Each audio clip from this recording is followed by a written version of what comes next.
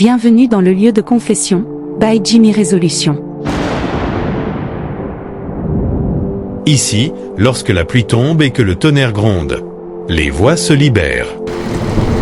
Les secrets enfouis refont surface. Les vérités que personne n'a jamais osé prononcer trouvent enfin un refuge. Dans cet espace, des hommes et des femmes viennent déposer leurs blessures, leurs regrets, leurs fautes, leurs espoirs. Des histoires d'amour, de trahison, de miracles, mais aussi des douleurs silencieuses que personne ne voit. Ici, rien n'est inventé. Chaque mot est réel, chaque émotion est vraie, chaque confession est un morceau de vie livré en toute discrétion.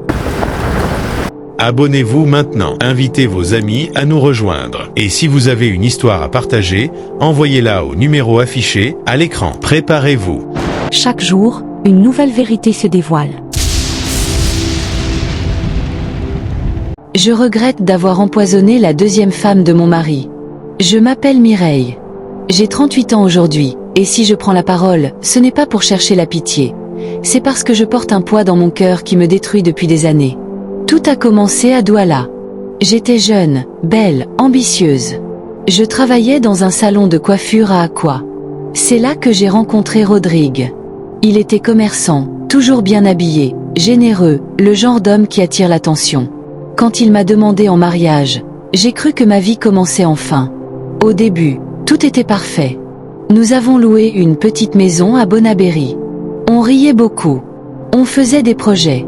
Il me disait que j'étais la femme de sa vie. Mais après 2 ans de mariage, rien. Pas d'enfant. Au Cameroun, une femme sans enfant, c'est déjà une condamnation sociale. Sa famille a commencé à murmurer. Peut-être que Mireille est stérile. J'ai pleuré des nuits entières. Nous sommes allés consulter à Yaoundé dans un grand hôpital. Les examens ont montré que le problème venait de lui. Mais il n'a jamais accepté. Au contraire, il est devenu distant. Puis un jour, il m'a annoncé calmement. Ma famille veut que je prenne une deuxième femme. Juste pour avoir un enfant. Toi tu restes la première. Mon cœur s'est brisé. Mais j'ai accepté. Parce que j'avais peur de le perdre. L'arrivée de la deuxième femme. Elle s'appelait Karine. Elle venait de Bafoussam. Jeune. Très jeune. 24 ans. Belle. Silencieuse. Respectueuse. Au début, je voulais la détester, mais elle ne m'avait rien fait. C'était même pire. Elle m'appelait « grande sœur ». Elle me respectait. Mais tout a changé quand elle est tombée enceinte, après seulement 4 mois. Ce jour-là, j'ai senti quelque chose mourir en moi. Rodrigue était fou de joie. Sa famille m'a humilié sans honte. Tu vois? Le problème venait de toi. Je savais que c'était faux, mais personne ne voulait entendre la vérité. Karine a donné naissance à un garçon, le premier fils de la famille. À partir de là, je suis devenue invisible. La jalousie qui détruit. Rodrigue passait presque toutes ses nuits chez elle. Il achetait des vêtements pour elle. Des bijoux. Même la nourriture à la maison était différente. Moi, j'étais devenue la femme inutile. La jalousie est un poison. Et je ne savais pas encore que j'allais devenir pire que ce poison. Un jour, une amie m'a parlé d'une femme à Nkonsamba.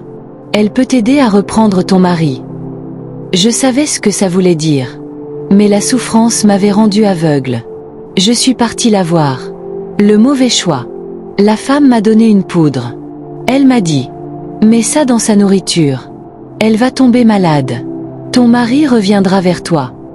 Je tremblais. J'avais peur. Mais la colère était plus forte que la conscience. Un soir, pendant que Karine était fatiguée après le marché, j'ai préparé la sauce. J'ai versé la poudre dedans. Mes mains tremblaient tellement que j'ai failli tout renverser. Elle a mangé. Moi aussi. Mais j'avais pris soin de mettre la poudre seulement dans son assiette. Cette nuit-là, elle a commencé à vomir. Le lendemain, direction l'hôpital.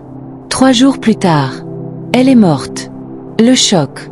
Personne n'a compris. On a parlé d'intoxication alimentaire. Mais moi, je savais. Je voyais son visage partout. Ses paroles. Grande sœur, merci pour la nourriture.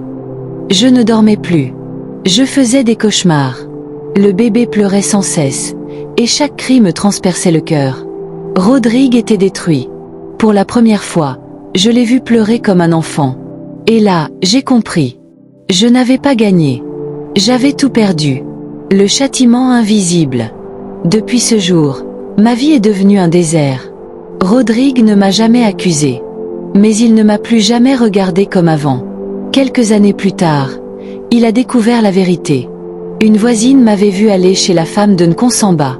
Il m'a juste dit « Pourquoi ?» Je n'ai pas su répondre. Il est parti. Il m'a laissé. Aujourd'hui, je vis seule. Sans mari. Sans enfant. Avec un secret qui me ronge. Le regret. Si je pouvais revenir en arrière, je choisirais la paix. La jalousie m'a transformée en criminelle. Karine ne m'avait rien fait. Elle était même gentille avec moi. C'est moi qui ai détruit sa vie. Et la mienne. Si quelqu'un écoute cette histoire aujourd'hui, je veux te dire une chose. La jalousie peut te pousser à devenir une personne que tu ne reconnais plus. La colère peut te faire commettre l'irréparable. Mais après, il n'y a que le regret. Et le regret ne ressuscite personne. Besoin de vos conseils s'il vous plaît. Tita, ogano, mbindate, atinene.